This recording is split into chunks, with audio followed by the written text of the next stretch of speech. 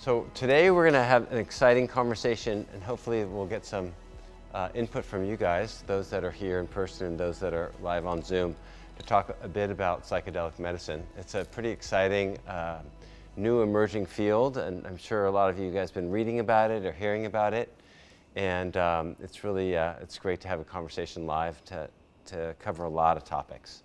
So there's a whole bunch of information we're going to be talking about today, and I probably have too many slides and too much to cover. So I'll go with some speed, but I also want to be able to pause and really have some conversation. So without further ado, I think a lot of where we're trying to move towards in this conversation is I'm hoping we can have a bigger view about what we mean when we talk about psychedelic medicine, beyond just the idea that we're going to take medication or plant medicine, or whatever you want to call it, to sort of move ourselves to a different place. I'd like to hold this into a larger conversation around what I call healing states of consciousness. So it's really sort of a larger view. Some people call it altered states of consciousness. People have called it non-ordinary states of consciousness.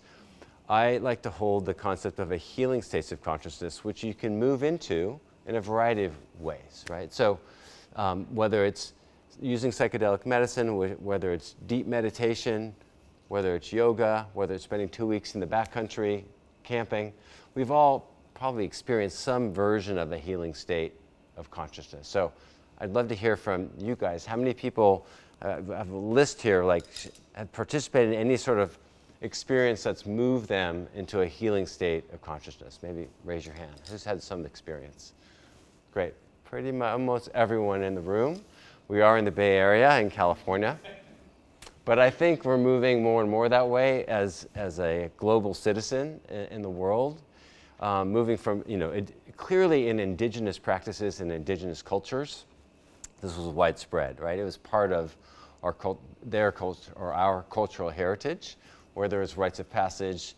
There wasn't a child that didn't move into adulthood without having going through some sort of process that was a healing state of consciousness that would move them into that rite of passage. And whether you're if you look at all the religions as well, right? So bearing that in mind, we're going to speak into psychedelic medicine for a little while specifically. So I think it's important to really think about all the different types of psychedelics that are out there. And I like to categorize them into ones that entheogens, meaning like moving towards God or non-duality or the divine, we call it entheogens, or empathogens, which is really more like moving towards having empathy. What does it mean to have empathy? To really be able to feel into someone else's experience.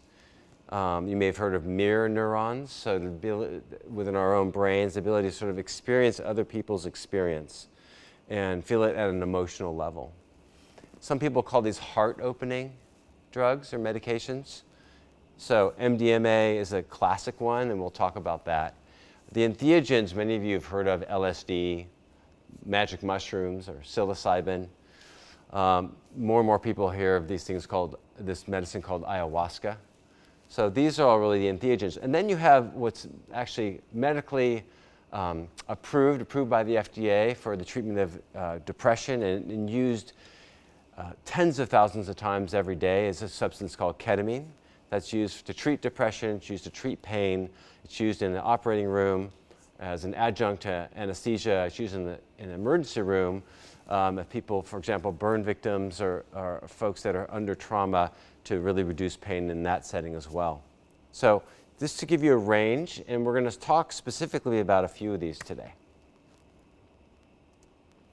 So I'm going to run through these pretty quickly, but I want to just give you a flavor of them.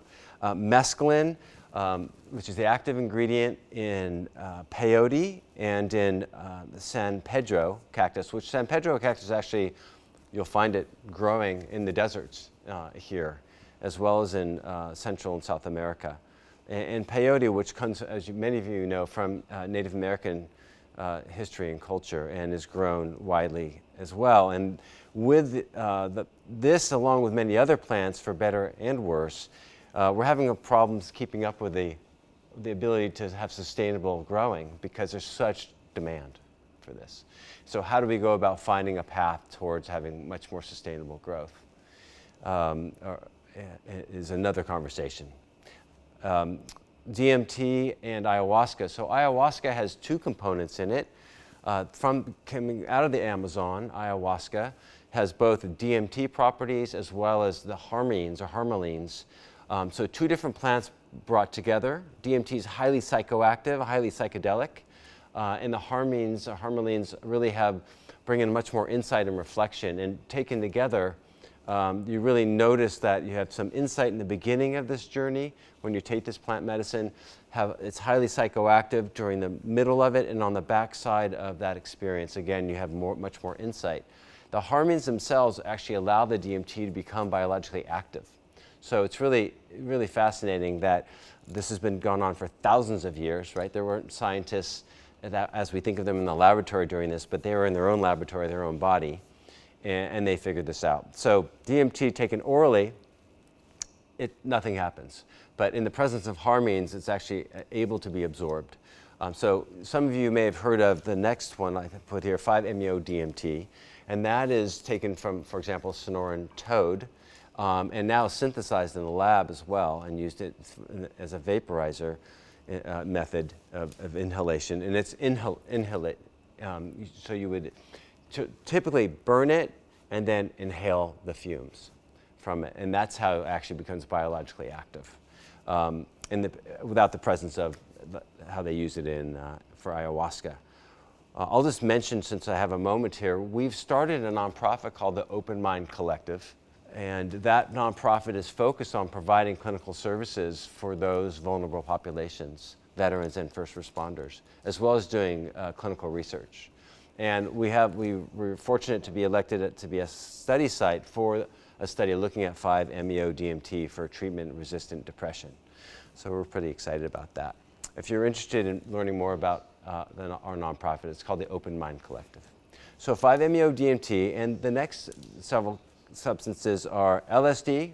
I'm sure most of us have heard of LSD, and that's been recognized. We'll talk about that later on, sort of the journey of that with Albert Hoffman.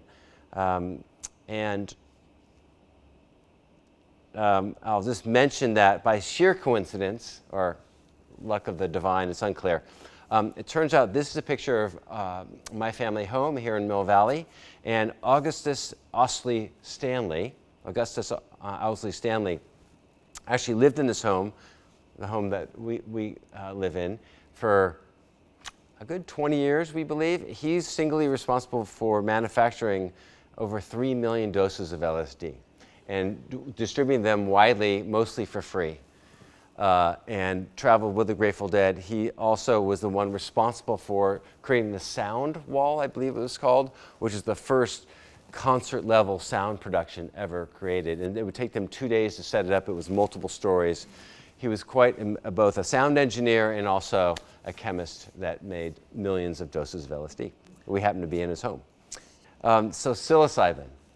Magic mushrooms, and the active component right now that we look at is psilocybin, also being synthesized in the lab to now be used so you'd be taken as a pill rather than from the actual natural fungus itself. And then MDMA, known as Molly, ecstasy. Anyone heard of that medicine? So that again was legal, and it was so beneficial. It was so widely used, maybe abused, in the mid-'80s that they actually took it off the market in 1985. And some of you have heard of MAPS, the Multi-Disciplinary Association of Psychedelic Studies. So MAPS was singly responsible for actually resurrecting this medicine and bringing it all the way through now, close to 40 years later, thanks to if you want to define grit, Rick Doblin would be the person that helps you define grit. In 1985, 1986, he started MAPS, and here we are almost 40 years later, and it's finally going to be a breakthrough medication approved by the FDA most likely next year.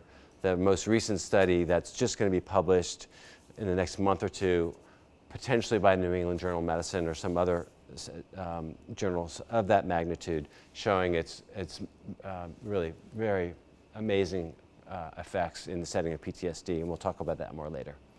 And then finally, ketamine, which is currently used as a medication for psychedelic-assisted psychotherapy, often used in the setting of treatment-resistant depression and approved by the FDA for that purpose. And there's lots of folks in the Bay Area that are offering this. Does anyone ever know of anyone, or they themselves ever use ketamine? Yeah, so it can be quite helpful in use for anxiety, depression, and many other situations as well. Great. So I just want to sort of back up and acknowledge Stan Groff, who's still alive. He's, I believe he's 94, and lived actually in the neighborhood in Mill Valley around the corner from me for quite some time before he's moved back to Germany. And I love his quote here. He was around the 1950s and 60s in Europe giving LSD to folks with alcoholism, to people with significant psychiatric issues in residence hospitals while it was legal in the 1950s. He then, when this became outlawed, he moved to something called holotropic breathwork, which many of you have heard of, using breath to move to an altered state of consciousness or a healing state of consciousness by really reducing CO2 levels and that really allowing that to move you to a different state of consciousness. But I love his quote here: the potential significance of psychedelic medicine is comparable to the value of the microscope had for biology and a telescope had for astronomy. I really think it's really what we talk about is taking that telescope and turning it in. The way psychedelic medicine is used is you actually close your eyes, you lie down, often with music, live music or otherwise, and have an inward journey. Those that used to do this recreationally are horrified when I hear them say when they hear me say that. I close my eyes and lie down on the couch. Like, I want to be in nature and wandering about, but it's amazingly therapeutic in this other context. So from my point of view, and in my experience, both as a patient, if you will, and as a physician using psychedelic medicine, I think it has profound potential. And I really feel that its potential is most robust at the individual level, shifting our consciousness to really appreciate one another, our humanity, how we are in relationship with one another, how we can be kinder to ourselves, and how we therefore can be kinder to the planet around us that we live in. And so I truly believe it may be a pathway for our personal transformation and sustainability in this planet. So without going through the full history of this journey, it's been around for millennia, multi-millennia. We're just now understanding it at the mass cultural level.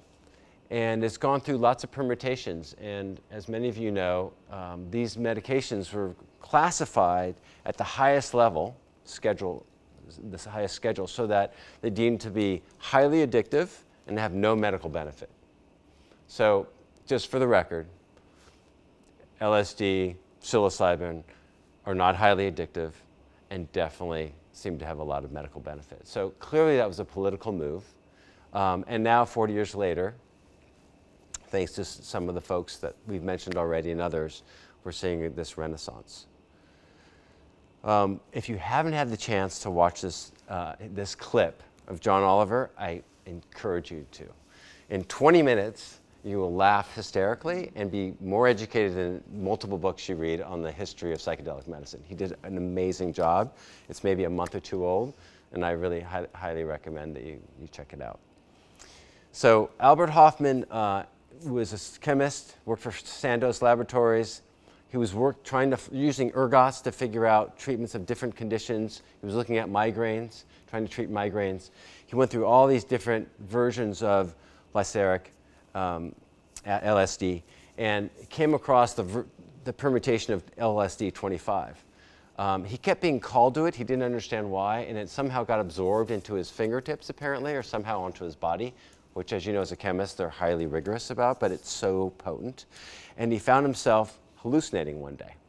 Then he went back and intentionally ingested 250 micrograms of LSD, didn't realize quite the effects he would have, and had this famous bicycle ride where he was massively hallucinating. And there was born LSD, 25. He then, here's an older version of Stan Groff here, and they really partnered and learned a lot from each other. And there's a beautiful book about this story about LSD called My Problem Child. So I encourage you to read it.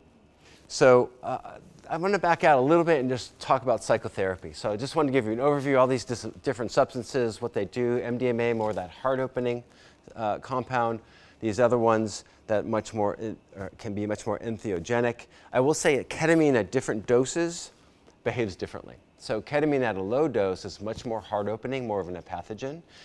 At a moderate dose is much more of an entheogen, and at high doses is highly dissociative. So we use it medically in the operating room and emergency room as a dissociative. They use it in the military on the field. If someone gets hurt, injured badly, they give them the ketamine and then we'll put them aside waiting for the medics to come. Highly dissociative. You'll leave your body, you can be in utter pain, and your spirit, your soul, your consciousness is not feeling what's happening in the body. So thinking about sort of how we think about psychotherapy in general.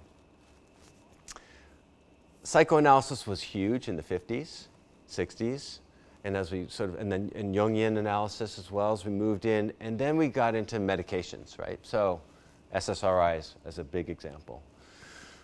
And you've seen the various studies. Some people get benefit from it. A lot of people complain or note that they feel sort of a distance, a less sort of reactivity, like less in touch with the real world, less in touch with their own emotions, but feel better.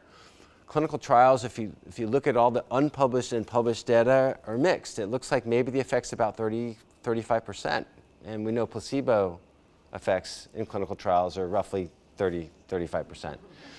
So what does that mean? I mean, if I'm feeling better and I'm taking a medication and I don't have bad side effects, it's worth taking the medication. I can tell you clinically, I've prescribed it many times for people that are having anxiety in particular, for example, Lexapro, and it's been quite effective. So I had mixed experience with it. Now we're moving into a new mode. So that's daily medication, doesn't work for a lot of people, does work for some people, these pills that we're taking on the daily. Pharmaceutical drug companies, they like that. You got to take a pill every day. They have a patent, they make a lot of money. Enter psychedelic medicine, whole new paradigm. Because you take it once, maybe take it 3 times, a year later, you have equal or actually improving effects, and I'll get into why we think that's happening. Whole new paradigm. Pharmaceutical drug companies are not going to like this paradigm. It's hard to make a lot of money when you can't give someone a pill every day and they need their refills. When you've done 1, 2, or 3 events with a lot of integration in between, and then you're good. You know, your brain is now rewiring and continuing to rewire in a positive way. So with that in mind, let's hold that framework. Let's step into some of the research. So let's talk a bit about the sort of basic pharmacology of psychedelics. Without going through all this data, the big picture is serotonin, serotonin 2A receptor in particular seems to be the one that it seems to have a lot of effect on. And what's interesting is that it has different effects. Like if you're in a highly sort of harmful or uncomfortable environment, actually it can have more deleterious effects. It can harm you. So this plasticity that happens in a nurturing, positive environment can be very supportive and move you towards positive health and healing. In more traumatic environments, it actually can have an opposite effect. And we'll talk about that in a moment when we talk about set and setting. And what's also interesting is that it seems to increase plasticity of our brain and allow for cognitive and behavioral flexibility. So like you can hold 2 divergent views. I love this flower and I hate this flower. How are those both possible? They are both possible, right? There are aspects that you're attracted to in something, and also things that may repel you in it. And normally we sit on one side or the other. It's really hard to hold both. And by amplifying these receptors, we're actually able to hold what seem to be mutually exclusive experiences or beliefs in the same place. It's really important to sort of be in the right set and setting. So when people there's a whole bunch of experiments going on right now looking at set and what we call set and setting. So mindset and the setting that you're in. Like this beautiful place, I'm sorry for you, those that are in their home, I hope it's beautiful for you there, but we're in a really beautiful place right now at Cavallo Point. This is a beautiful space, right? We have lots of light, lots of windows, there's plants, beautiful furniture, great architecture. What a great place to really learn and grow and be together. And that's really what we're trying to induce here. And in more traditional cultures, this is a different version of that, right? So this, for this person, is very much at home and at peace. For us, may feel very foreign and unnatural, although some of us may be drawn to this. So it's really important to get a sense and feel into that, what feels right for you, and to be sensitive to what may not feel right. This is another example. These are ketamine clinics you'll find all over the United States, where they line you up. Often they'll dose you with medication. There'll be no one in the room often, and they'll just move on to the next person, and then they'll take, okay, your time's up, and you leave. And it's a bit more of this, I think, capitalist model, where it's a bit of a mill. Some people have very positive experiences from it, but you need to know, like, is this right for me? Is this the setting I want to be in? So there's a lot of movement and research happening right now, and you can see the trials just stacking up and the research happening. And let me walk through some of it for you. Go ahead. So let me start with sort of backing up into some aspects of how we think these medicines might be beneficial to us. So has anyone heard of the default mode network? Great. So the default mode network is part of our brain that we think was around for a long time. And when we were hunting lions and tigers and bears, it was active because we were always searching and making sure that there wasn't a lion, a tiger, a bear coming after us. So we think this default mode network really served us well. We really would step into it for search, safety, and comfort.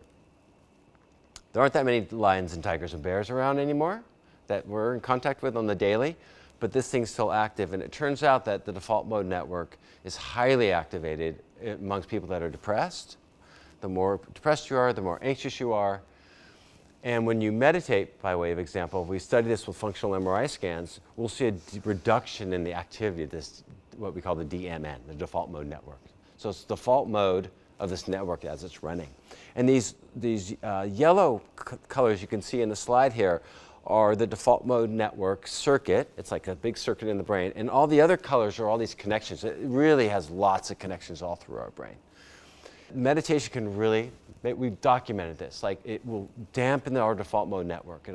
We'll have more space. We'll feel less thoughts running in our brain. We'll feel like we have had people say, I feel like I have more space in my brain. Like, oh my God, it used to be filled with so much, and now there's a lot of space. There's a lot of quiet. I had one person that I gave ketamine for who had depression and anxiety, and she came back, she said, I felt like I was on a 2-week retreat. Like, I just had such relaxation, all the thoughts stopped running, and I could really be present. This is sort of a depiction of the placebo, like how we run on placebo. What does our brain look like? What are the connections that are happening in our brain right now? And then if you take something like psilocybin, all the connections that happen. It really just enlivens the brain. There's so many new connections, which moves into what I want to talk about next, which is around neuroplasticity. And as I mentioned before, these 5-HT2A receptors, we think it really enhances neuroplasticity.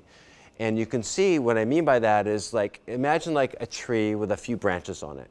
And then all of a sudden it's got triple the number of branches, which allows for triple the number of connections. That's what we think is happening in our brain. And moving towards things that are much healthier for us, much more healthy behaviors and thought patterns. And this is a review looking at dozens of studies showing all these different sort of compounds that make up, that are sort of indirect documentation of neuroplasticity, and showing that over time you can see increasing neuroplasticity. Even after the intervention's done, there continues to be increased neuroplasticity. So if you look at some of the trials, I alluded to MDMA, which has been used, again, as an pathogen, so particularly used for PTSD.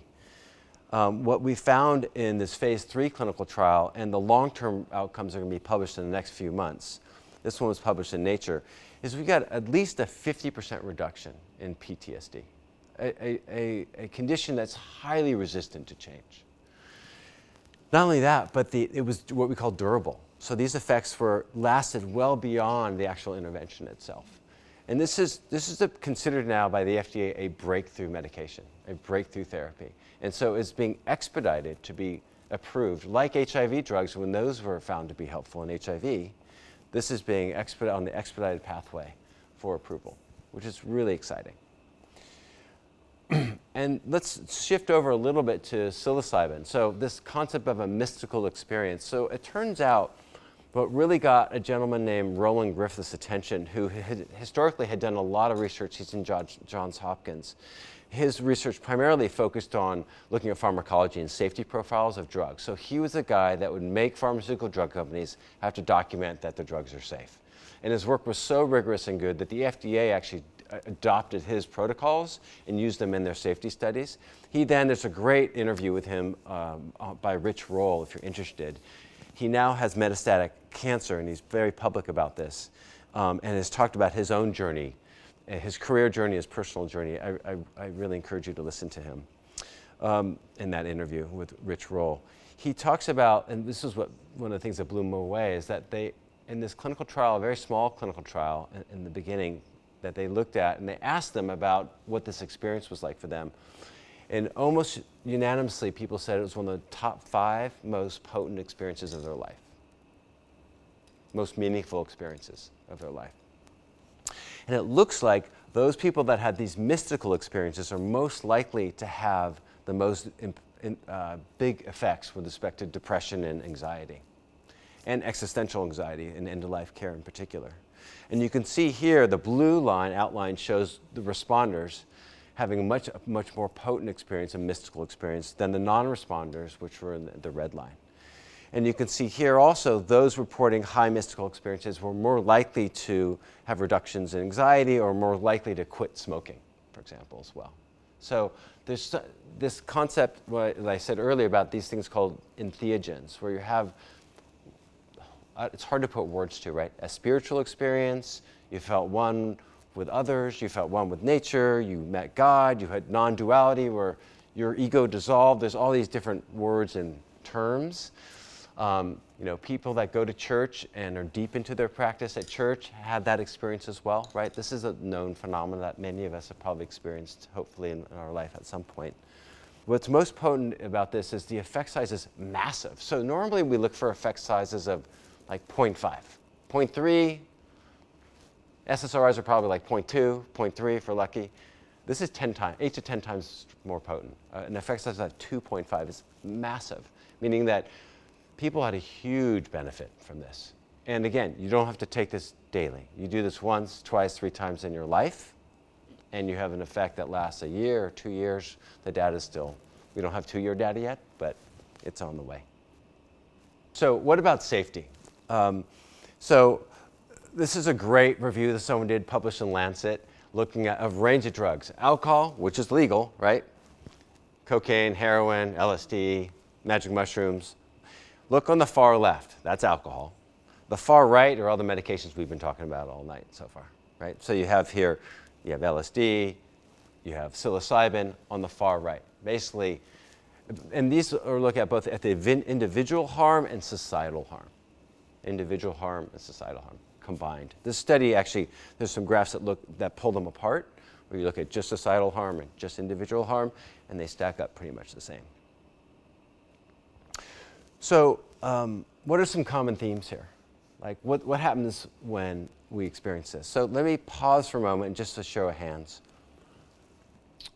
Who's had some sort of psychedelic medicine experience in their life? Okay, so about half the room is raising their hands. And so maybe you can nod your heads if you agree or disagree, but this is sort of, subjectively, what do people feel? Many people say they have this different relationship with time and space, that what took 5 minutes felt like 5 hours, what took 5 hours felt like 5 minutes. Sometimes it's a positive experience, sometimes it's not so positive. Usually it's a growth experience. There's this reduction in having a goal. Like you may start off with, you set your intentions. A lot of times we'll set intentions before we go into this space, and we'll have some goal in mind, our intention, and come what may, right? As people say, the medicine will often gives you what you need, not necessarily what you want. So there's this sort of blunting of that goal, and that rumination as well, which is sort of part and parcel with the same. Has anyone ever experienced that? Yeah. And then this anomalous phenomena where observed events deviate from what is expected according to existing rules or scientific theory. So meaning like you experience something and you're like, that makes no logical sense, but that was real, right? And people are nodding their head. So, and then objectively, we talked about what happens in the brain. We know about neuroplasticity. We know about the reduction in default mode network. We know about the sort of this shift in goal orientation. So I want to sort of, we've been fortunate in the Bay Area. There's a gentleman named Robin Carhart-Harris who came to UCSF. He's done a lot of work in the UK. He's now here and doing more great work. And he posits this theory he calls it the rebus model. And the way I think of it is basically, what's going on, right? So what do we think is happening here?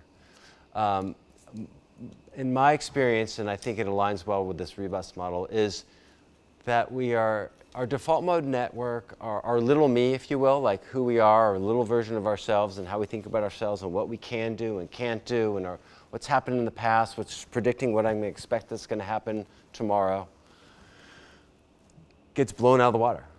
Like all of a sudden, that's gone. And now you're suspended, what I've called suspended, like suspended animation, like it's freeze frame, and you're like, anything is possible. I'm experiencing things I don't even understand right now. I'm taking on points of view that I never knew existed before. So classic story that people tell is, and I'll tell you my personal experience. I had a hard experience with a professional colleague.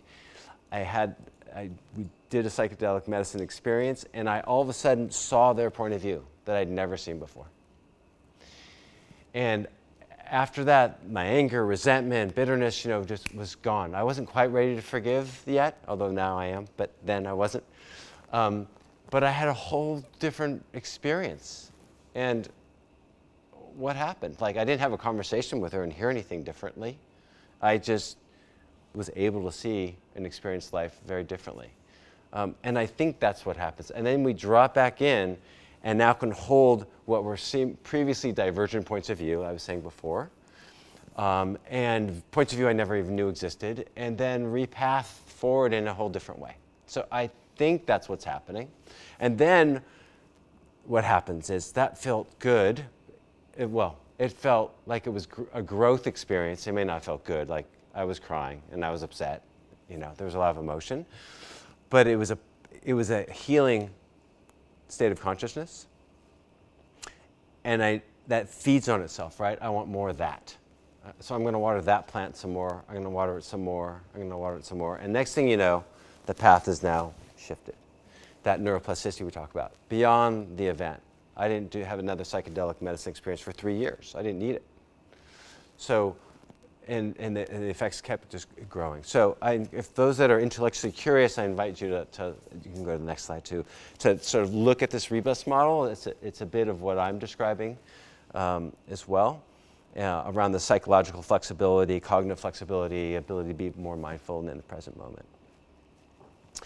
So where are we now? Ketamine's widely available for those that are interested. It's a different experience. It's very effective for depression. It's very effective for chronic pain. And it's also effective for those that are interested in using it for personal growth, which is not its official use, but people do use it in that capacity.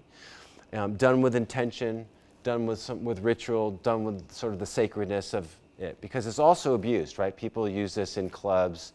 I think it's called Special K, and people use it, recreationally, and it causes lots of problems. So, but done with intention and holding, some humility and reverence to the potency of these medicines, these other medicines definitely won't be abused. So clinical trials are ongoing with, as I mentioned, MDMA and psilocybin. Psilocybin is probably 2 years behind MDMA, will likely also be approved through the FDA.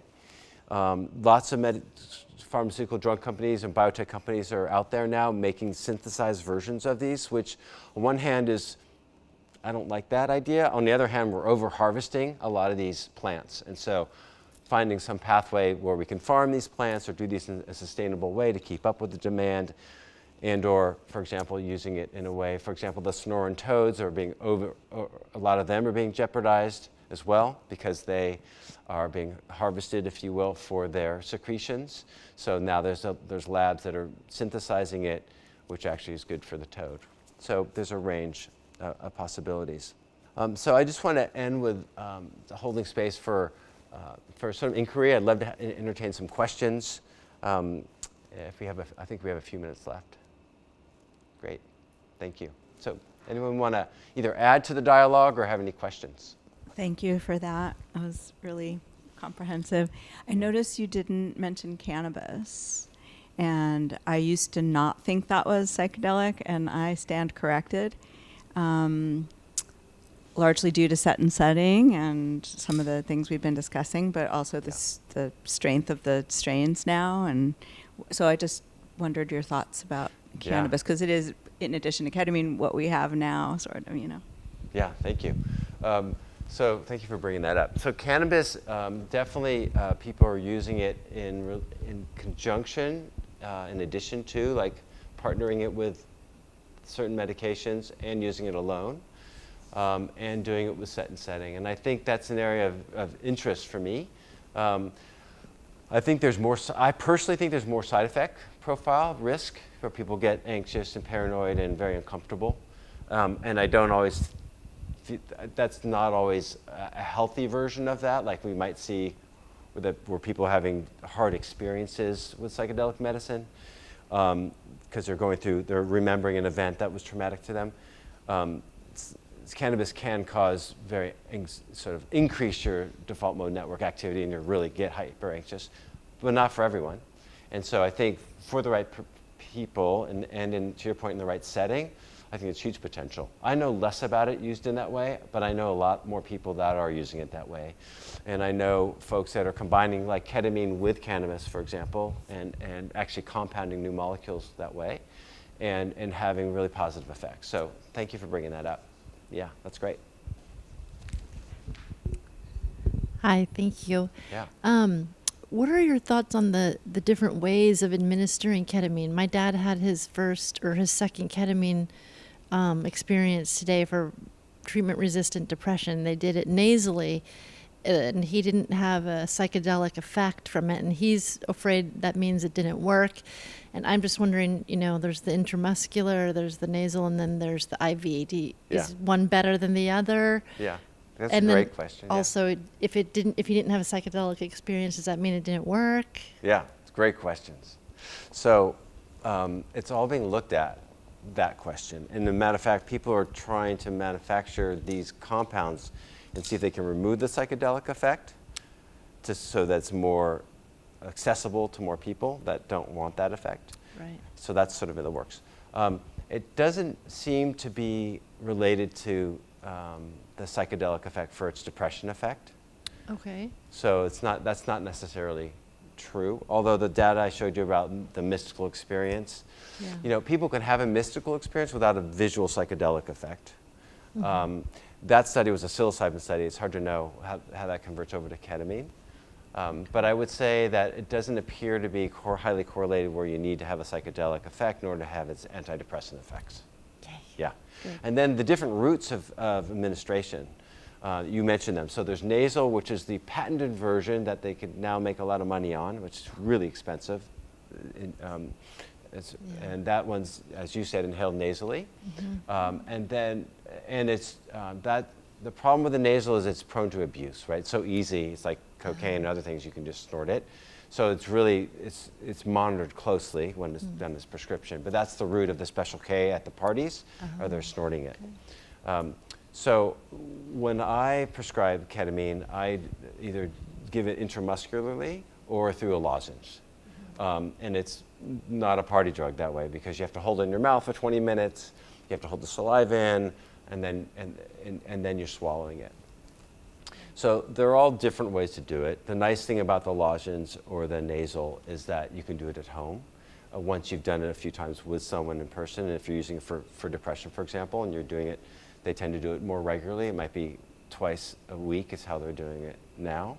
And then try and sort of pause and see if someone has a good effect. That's the advantage of doing it that way. So intramuscularly or IV, I don't think you need IV. There are a lot of IV clinics around. They can titrate it a little bit better, but you typically don't need that much titration, honestly. So I think doing it intramuscularly or orally through a lozenge is great. Yeah, great question. Hi, I'm starting to work with somebody who the intent is eventually to get to this. I'm not sure which modality she's going to use. And I don't have a history of taking any of these recreationally, except that I did try MDMA twice and had no effect recreationally, like at Burning Man, kind of thing. And my question is related to, so I don't know if there's any similarity here, but it just has me thinking. So I've had, I tore an Achilles and I had an appendix out, so 2 surgeries in my life. And pain meds don't work on me at all, like nothing, no effect. And so do you have anything to offer or any suggestions? I'm just wondering if there's some receptors that are blocked or something that, Yeah.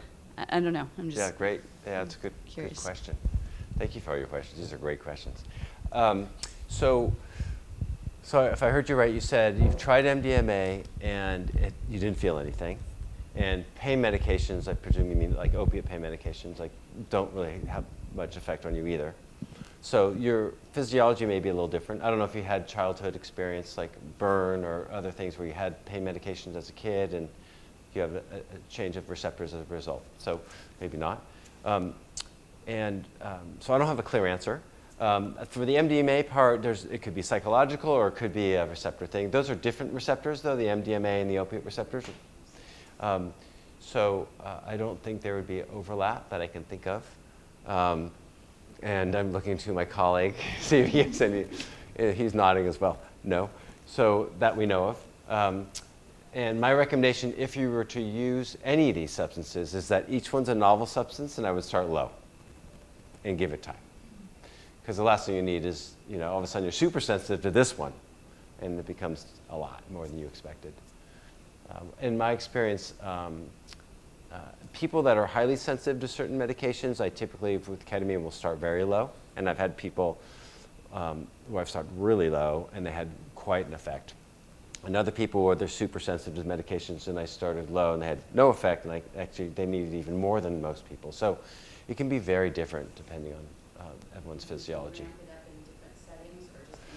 So typically for ketamine, and you could think about this for other ones as well, but this is the one that's legally approved, and I'm a medical doctor, and this is the one I prescribe, is that you would do the IM dose, which comes on within 5 to 7 minutes.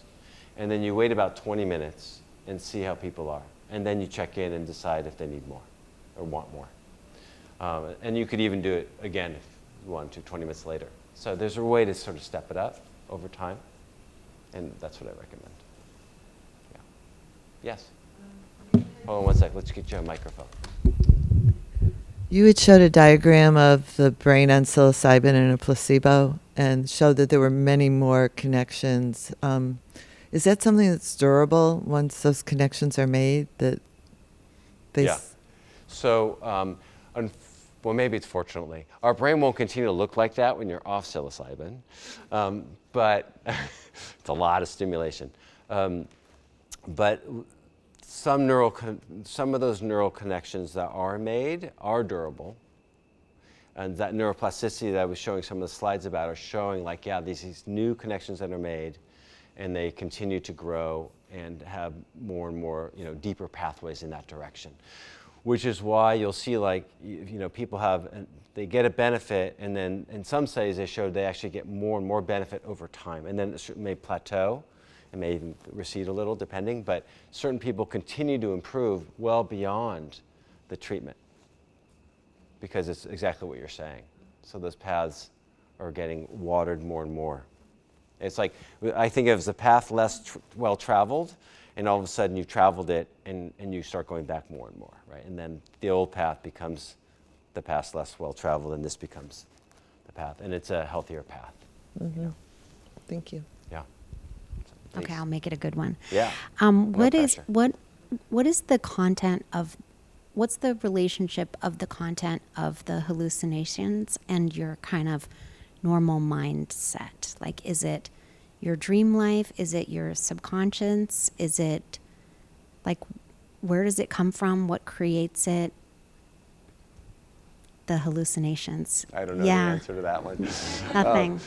Is anybody I would looking say- at that? Like, is there any way to analyze it or I would study it? say, I mean, the thinking is that there's stuff in our that we're not conscious of that moves into consciousness.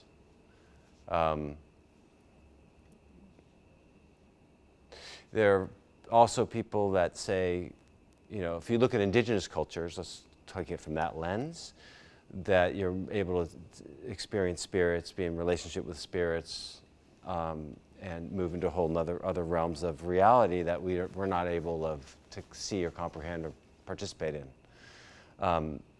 And mind you, there are people that don't need psilocybin to do that as well, that say that they can do that as well. But so there's a range of possibility. And there's definitely, what we do know is in order to function in our day-to-day life, we have to put on some blinders and filter stuff, right? I can't listen to every sound, smell every scent, hear every voice that's talking in a room. And so we have to, intentionally, we've learned to prune our attention to thrive or even survive. So when you're under the influence of these psychedelic medicines, that gets more opened. And so there's a lot more coming, which is in part why it's good to like close your eyes, lie down. There's enough stimuli happening in your own head or energetically around you that you don't need all the other stimulation. Yeah. I don't know if that directly answers your question, but that's the best I can do. Yeah. Sure. Yeah. As more and more people try them, it's so important to stay safe, and more people are doing this on their own. So I have an attorney friend who started a psychedelic peer support hotline. It's called Fireside Project.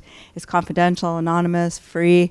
They're up to funding it from 11 morning to 11 at night, and there's a text app, you know. So I have a few. These are stickers. There's a few, if anyone, but just remember Fireside, and you know, it's for people who are trained to talk with people going through either having an experience. I think the old stickers used to say tripping, trip sitting, or processing. And even if you had a wonderful experience and you're not freaking out, a lot of people just don't have anyone that they can share that with. So it's also if you've had good experience. And Stan Groff is 92, so I correct myself. Stan Groff is 92. Stan Groff 92. Yeah, thank you for that. Yeah, thank you. On that note, there's a lot of availability, particularly in the Bay Area, of this. And to be safe, I think is really important. There's a lot of people that are wanting to what they call serve people this medicine. And there's varying, experience amongst these people that are serving it. And there's various environments that are safe or less safe. So I encourage you to really, be thoughtful and be intentional and try, when you talk to other people or if you yourself are interested to really, you don't have to be anxious about it, but to be intentional about it and a bit more slow in approaching the experience so you can find a connection with someone that feels right and feels safe. So thank you everyone for your attention. We ran a few minutes late, and I look forward to more conversations, and feel free to come next month as well. Caitlin Moore will be coming and speaking on brain health. She runs the California Brain Health Center, and she's coming. We'll have a nice fireside chat next month, so welcome you to come back. Thank you. I hope you enjoyed the show today. We really learned a lot. If you feel compelled and want to learn more, please feel free to go onto our website and subscribe to our newsletter as well as come onto our contact list.